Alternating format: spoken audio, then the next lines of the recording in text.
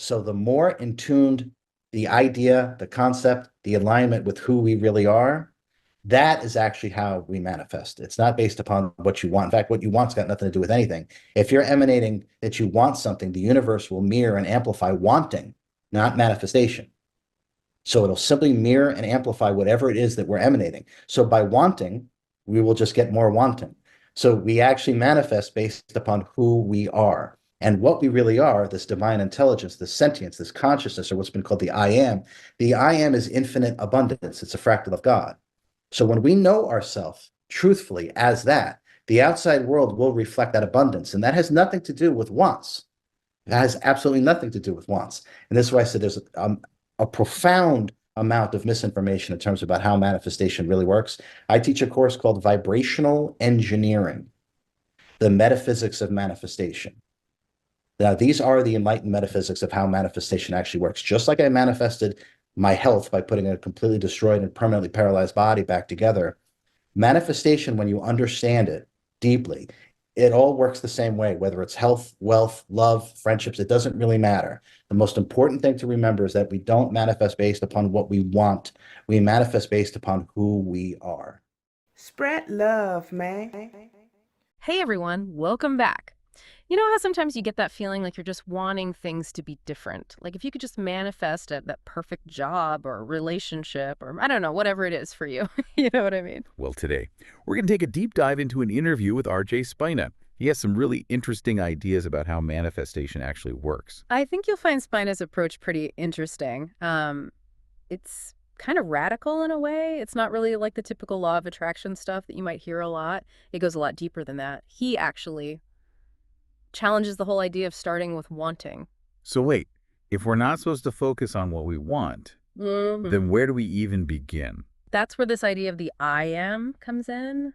Spina describes it as like your core being, that part of you that's completely untouched by limitations. It's like your direct connection to universal energy, like the source of all creation. And he says that real manifestation actually begins with recognizing this divine and abundant essence that's like already within us. So it's like instead of being a bunch of like desires running around, we're actually these powerful creators at our core. I mean, that's pretty empowering, right? Absolutely. And it really flips the script on how we usually think about manifestation. Yeah. Instead of focusing on what we feel like is missing in our lives, we can start acknowledging that limitless potential that's already there. Yeah. Like right inside of us. Okay, so I'm starting to see how this is different, but how does the I am like actually play out in our everyday lives? You can think of it this way. The outer world is kind of like a mirror, and it's reflecting back the frequency that we're emanating from our I am.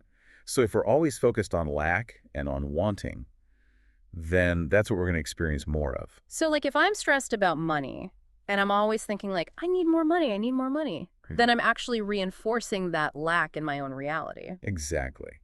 But if you shift your focus, even in small ways, to the abundance that's already present within you, that's the energy you're projecting outward. Okay, I get that.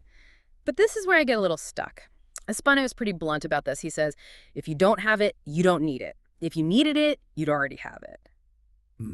I mean, isn't that kind of extreme? What about like basic necessities? I know it can sound a bit harsh at first, but it's meant to kind of shake us out of that mindset of wanting. What he's pointing to is that real need is actually a product of this illusion of the past and the future. Like in this present moment, we already have everything we need just to exist. It's our ego that creates the feeling of lack, that constant striving for something more. So it's not that we shouldn't have desires or goals. It's more about shifting our perspective on how we relate to them. Exactly. Spen is not saying we can't have desires. He's just saying that when we focus on what we don't have, we block ourselves from receiving. It's a very subtle but important distinction. So how do we actually like move away from that wanting mindset that feels so ingrained? Yeah. Well, for this, Spina actually offers a really interesting technique. He talks about the power of mindful breathing, he says. Just like we can't just inhale or exhale, you have to do both. He says giving and receiving are two sides of the same coin.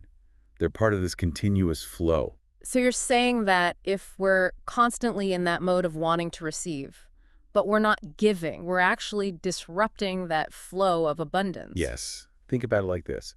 Like if you tried to hold your breath forever, you can't do it. Eventually you have to exhale to take another breath in. It's about finding that balance between giving and receiving. recognizing how interconnected those two energies actually are. I'm starting to see how this all connects, but Spina takes this even further right, especially with his own healing story. I mean, the guy was paralyzed and was told he'd never walk again, and he actually healed himself. It's pretty mind-blowing. It is. It's a really powerful example of what's possible. But you know what's even more remarkable about it? Is that while he had this deep desire to heal, he also totally accepted the possibility that he might not be able to walk again. It's about not being attached to one specific outcome. So wait, isn't that just giving up? Like, if you don't care if something happens or not, how are you going to manifest it? It's not about giving up on your desires. It's more about releasing that need to control the outcome. What Spina's example shows us is that true power actually comes from embracing both possibilities. It's a form of surrender, allowing like a higher power to work through us.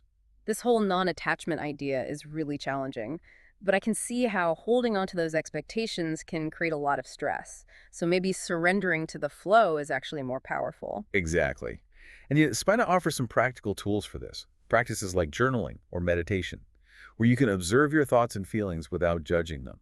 Can be super helpful for cultivating this sense of non-attachment. Okay, so we've got the power of the I am, the trap of wanting, and this whole idea of non-attachment. It's a lot to take in. It is. And Spina ties all of this together with a really vivid analogy, the tree of life.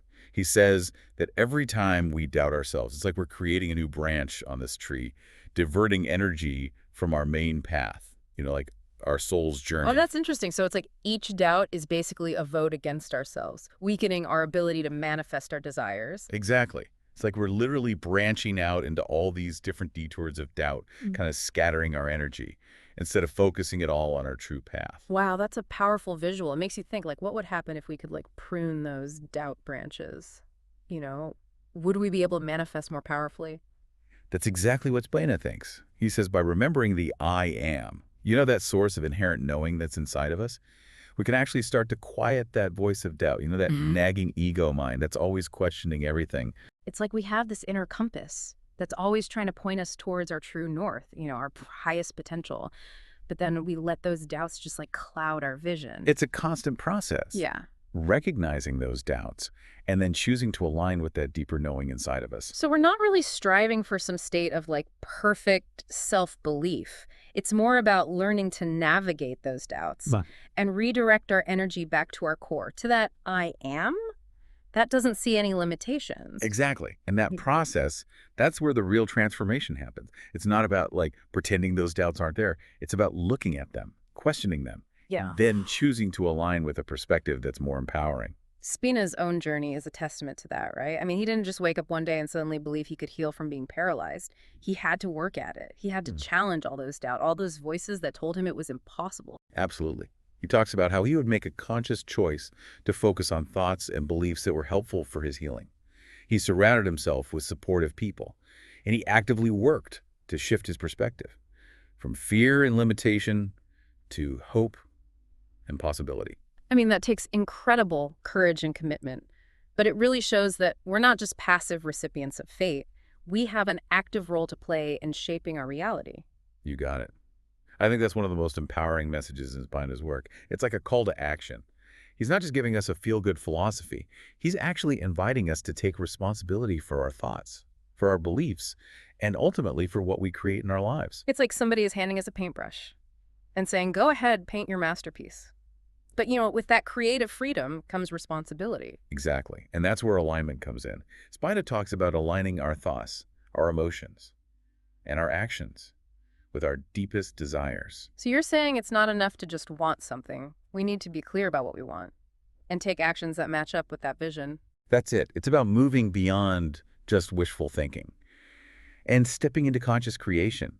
Asking ourselves questions like, what's really important to me? What brings me joy? What kind of impact do I want to make? And then taking action, even small steps, to move us in that direction. I really like how Spina brings in this concept of giving and receiving here. It's not just about like material abundance. It's like a more holistic sense of well-being. Exactly. He actually challenges that idea that giving and receiving are separate actions. Yeah. He compares it to breathing, just like we inhale and exhale, we give and receive. It's all one continuous flow of energy. So if we're only focused on getting what we want, we're blocking that flow of abundance. Exactly. It's like when we're holding on to one side, desperate to receive but not open to giving, or messing up that natural balance. Yeah. It's like if you tried to hoard all the air in the world for yourself, eventually you'd suffocate. That's it. And it's the same with abundance. If we close ourselves off to giving, we limit how much we can receive. You know, that makes me think about gratitude. It's not just about feeling thankful for what we have. It's about expressing that gratitude, sharing it with others. Yeah, that's a beautiful example. Gratitude is such a powerful way of giving. And when we express it genuinely, we open ourselves up to receive even more abundance. It's like we create this positive cycle. The more we give, the more we receive. The more we receive, the more we're inspired to give. It's a beautiful dance, right? Yeah. And Spina's work is like an invitation to join in that dance. Yeah. I think it's so easy to get caught up in the material aspects of manifestation, especially in today's world. But Spina reminds us that true abundance is so much more than that. He talks about aligning with our soul's purpose, expressing our unique gifts and talents, and making a meaningful contribution to the world. And that's where real fulfillment comes from, right? When we're living a life that's in line with our deepest values, our passions, and our desire to make a difference. Exactly. Spina's work is a really powerful reminder that we all have something unique and valuable to offer. And when we connect with that inner knowing, that I am, that connects us to the source of everything, we unlock our true potential. So it's not just about manifesting a bigger house or a fancy car. It's about connecting with a purpose that's bigger than ourselves, a purpose that brings us joy, fulfillment, and a sense of connection to something greater. Exactly. That's where the real magic happens. When we move beyond self-serving desires and tap into that wellspring of love, compassion, and creativity that we all have inside of us. You know, Spina tells this really powerful story about the transformative power of giving. He talks about this time when he was going through a really rough patch in his life. He was feeling lost and discouraged, and he was really struggling financially. And instead of just giving into those feelings of lack, he did something pretty radical. He committed to giving away some of every dollar he earned to a cause he believed in. I mean, that's kind of counterintuitive, right? When you're feeling broke, the last thing you'd probably think about is giving money away. Right. But Spina says that act of generosity, that willingness to give, even when he didn't feel like he had a lot to give, it shifted something inside of him. It's like he was showing his faith in that flow of abundance, trusting that the universe would take care of him even as he was giving freely. Exactly. And what's amazing is that almost as soon as he made that commitment, new opportunities started coming his way. He received unexpected gifts, new clients showed up, and his finances quickly improved. Wow, that's incredible. It's like that act of generosity just opened the floodgates of abundance. That's what it's all about. Spina's story reminds us that giving isn't about depleting our resources. It's about aligning with the flow of abundance, trusting that the more we give, the more we'll receive. Like that old saying, the hand that gives is the hand that gathers. Exactly. And it's not just about giving materially. We can give our time, our energy, our love, our compassion. Every act of generosity, no matter how small, contributes to that collective flow of abundance. This whole conversation is really making me think differently. I realize how much I've been stuck in that mindset of scarcity, always feeling like I don't have enough. I get it. It's a common trap, especially with all the messages we're bombarded with about not having enough and needing more. But Spina offers a powerful way to counter that mindset. He encourages us to step into our power as creators, to align with that truth of our inherent abundance, and to trust in the flow of life that's always moving us toward wholeness and love. Yeah, it's a message that we really need to hear right now. Definitely. A message of hope, empowerment, and the incredible potential that we all have within us. And you know, Spina doesn't shy away from addressing the tough stuff either. He talks about that question that often comes up when we talk about manifestation. You know, what if things don't seem to be working? What if we're putting in the effort, aligning with our I am, but we're still facing challenges and setbacks? It's a really important question, and Spina is honest about it. He says that the path of manifestation isn't always easy or straightforward. Sometimes there are lessons we need to learn along the way, experiences that we need to have. Or maybe there's a redirection happening that we don't quite understand yet. So it's not about blaming ourselves when things don't go as planned, or thinking we're messing up somehow. No, not at all. In fact, Spina actually says that challenges are often opportunities for growth. You know, like they help us deepen our understanding of ourselves and the universe. He encourages us to see those challenges not as failures, but as feedback. That's a helpful way to look at it. Instead of getting discouraged when things go off track, we can ask ourselves, what is this teaching me? Or What do I need to adjust so I can move forward more powerfully? Right. It's about having a growth mindset, recognizing that setbacks are a natural part of the journey. Spina talks about the importance of trusting the process, even when we don't fully understand it. He reminds us that the I am is always guiding us toward what's best for us, even if the path doesn't always make sense to our human minds. So instead of resisting those challenges, we can choose to surrender to them, to learn from them, and to trust that they're ultimately leading us to where we need to be. That's the key. It's about cultivating a sense of faith, not just faith in the universe, but faith in ourselves and our ability to handle those challenges and come out stronger and wiser on the other side. That feels a lot more empowering than just clinging to a fixed idea of how things should be.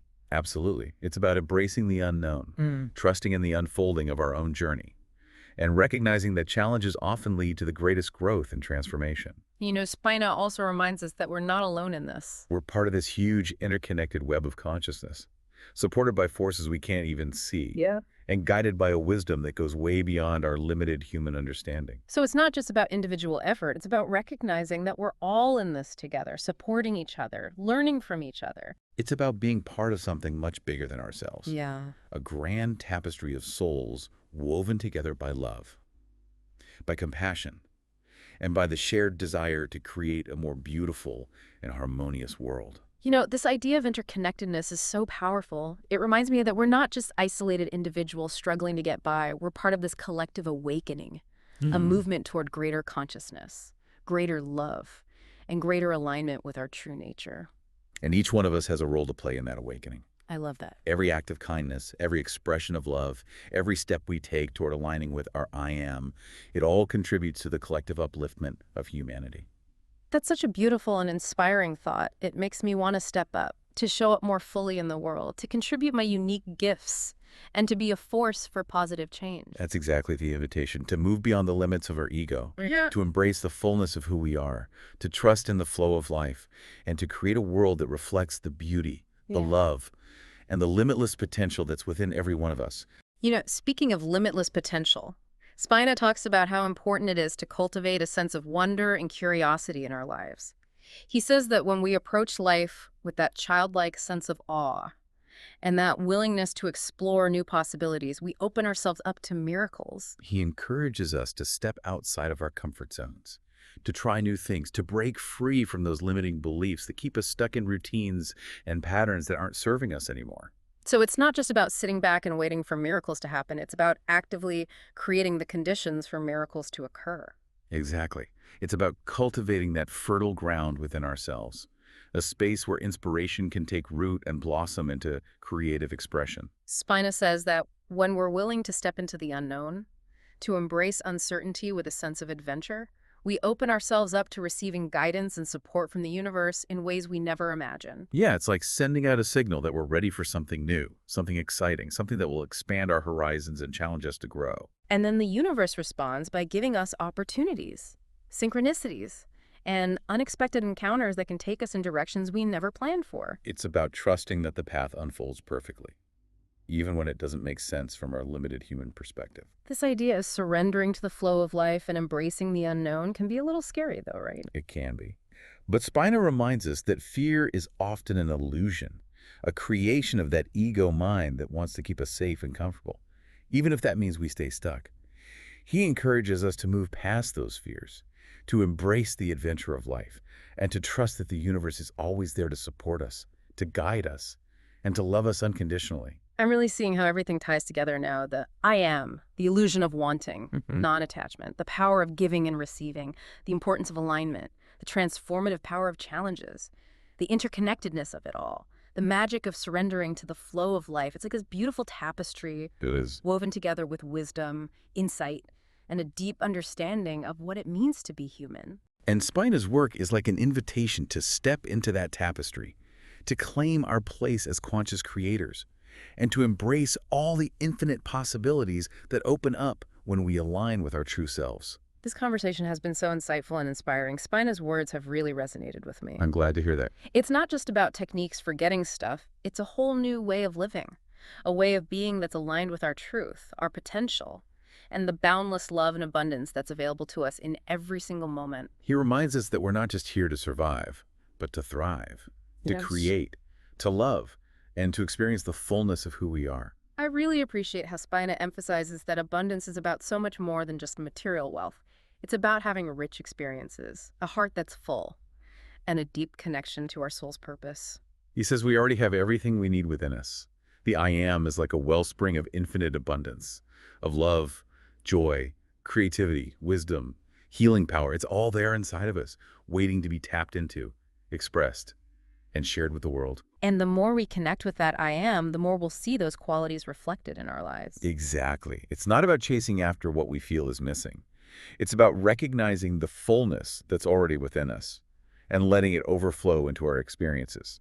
You know, there was this one thing Spina said that really stuck with me. He asked, if you were to fully embrace the truth of your inherent abundance, what would you start creating in your life right now? That's a powerful question. It really is. It makes us think about what's possible when we align with that deeper truth of who we are. Yeah. What would we create if we truly believed in our own limitless potential? What if we let go of fear and embrace that flow of abundance? It's almost like he's giving us permission to dream big, to step outside of those limitations that we've placed on ourselves. That's exactly it. And to trust that the universe is working with us to make those dreams a reality. One thing that stood out to me about Spina's work is this emphasis on non-identification. It's such a powerful idea, but it can be kind of hard to understand. It's about letting go of specific outcomes, releasing that need to control how things happen. You know, I think a lot of us fall into the trap of wanting things to go a certain way. We create this fixed expectation in our minds, and then we end up feeling frustrated or disappointed when reality doesn't match up. I know. Spina says that this attachment to outcomes is actually what blocks us from experiencing abundance. It's like we're trying to force a river to flow uphill. Oh, I like that. So instead of fighting against the current, what if we surrendered to it? What if we trusted that the river knows exactly where it's going? Yeah. That's the essence of non-identification. It's about letting go of trying to control everything and allowing ourselves to be carried by the current, knowing that it will eventually lead us to where we need to be. That takes a lot of faith, though, doesn't it? It does. But it's a faith that comes from understanding that we're part of something much bigger than ourselves, Right. a force that is incredibly wise and loving. And that force is always guiding us towards what's best for us, even when we can't see the whole picture. It's comforting, isn't it? Yeah. To know that even when things feel uncertain or chaotic, there's a deeper order to it all, a divine plan that's unfolding perfectly. I really like how Spina uses the analogy of the tree of life to describe this idea of non-identification. Me too.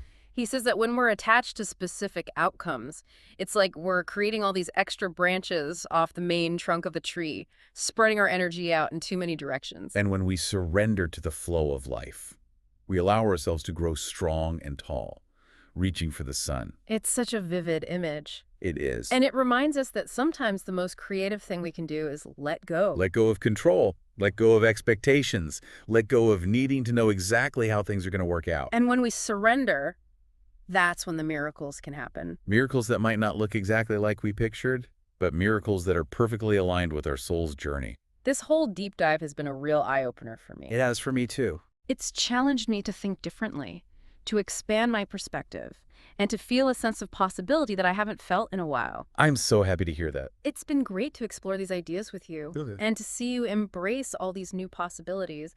I hope our listeners are feeling inspired too, that they feel empowered to create a life that truly lights them up, a life that's aligned with their deepest truth and that reflects their unique brilliance. And remember, it all starts with recognizing that I am within you, that divine spark that's already whole, complete, and overflowing with abundance. That's a great reminder. If you were to fully embrace that truth of your own inherent abundance, what would you create in your life right now? That's something to think about as we wrap up this deep dive.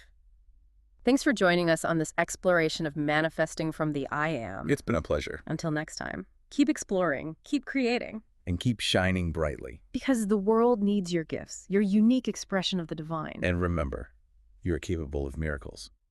We'll see you next time on the Deep Dive. You know, as we wrap up this deep dive into Spina's work, I think it's really important to remember his question.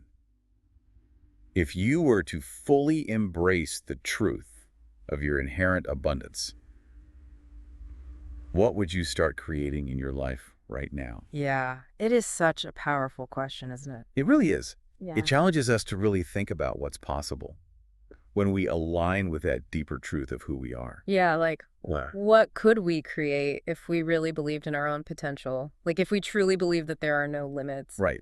And what would happen if we just let go of all that fear and really embrace that flow of abundance? I don't know. It's almost like he's giving us permission to dream big, Yeah, to step outside of those boxes that we've put ourselves in, that's exactly and it. to really trust that the universe is working with us Hmm. to help us make those dreams a reality. I think one of the most powerful concepts that Spina talks about is non-identification. Yeah, it's powerful, but it can be kind of tricky to grasp. I know what you mean. Like, what does it even mean? Well, it's about detaching from specific outcomes. It's about releasing that need to control how things unfold. Yeah, I think so many of us get caught in that trap. Like, we need things to go a certain way. We have this picture in our mind of how it's supposed to be. And then we end up feeling so frustrated or disappointed when reality doesn't match our expectations. Spina says that's actually what blocks the flow of abundance. It's like we're trying to force a river to flow uphill. Oh, I love that analogy. It paints such a clear picture. So what if, instead of trying to control the current, we just surrendered to it? What if we trusted that the river already knows where it's going? That's exactly it. That's the heart of non-identification. Letting go. Yeah, letting go of the oars Mm-hmm. and just allowing ourselves to be carried by the current, trusting that it will lead us to where we're supposed to be. But that takes a lot of faith, doesn't it? It does. More faith than I think a lot of us are used to having. But it's a faith that comes from understanding that we're not alone, Yeah. that we're part of something so much bigger than ourselves, something that is infinitely wise and loving. And that something is always guiding us toward what's truly best for us, even when we can't see the whole picture. That's a really comforting thought, isn't it? It is. To know that even when things feel uncertain, or maybe even a little bit chaotic, there's a deeper order to it all, a divine plan that's unfolding perfectly. I love how Spina uses that analogy of the tree of life to illustrate non-identification. It's a great one. He says when we get attached to those specific outcomes, it's like we're creating all these extra branches off the main trunk, and we end up scattering our energy in too many directions. Yeah, it's like we're trying to grow in a million different directions at once, instead of focusing our energy on growing strong and tall. But when we surrender to the flow, We can reach for the sun with all our might. that's such a powerful image. It reminds us that sometimes the most powerful thing we can do is let go. Let go of control, Yes. let go of expectations, let go of needing to know how it's all going to work out. And when we do that, we create space for miracles to happen. Miracles that might look different than what we originally imagined. But miracles that are perfectly in line with our soul's journey. I feel like this deep dive has been a real journey for me. Me too. It's challenged so many of my beliefs. It's made me question a lot of things that I thought I knew for sure. It's given me a new perspective, and it sparked a sense of possibility within me that I haven't felt in a long time. I'm so happy to hear that. It's been wonderful to explore these ideas with you Yeah, it really has. and to see you open up to all these new possibilities. I hope our listeners are feeling that same sense of inspiration, that knowing that they have the power to create a life that's truly extraordinary, a life that aligns with their deepest truth and reflects the unique light that they came here to share. And remember, it all begins with recognizing that I am within you, that divine spark that's already whole and complete and overflowing with abundance. So one last time, I'll ask you that question that Spina posed. If you were to fully embrace the truth of your inherent abundance, what would you create in your life right now? I think that's something worth pondering. As we conclude this deep dive into manifesting from the I Am, thanks so much for joining us. It's been a pleasure. We'll see you next time on The Deep Dive.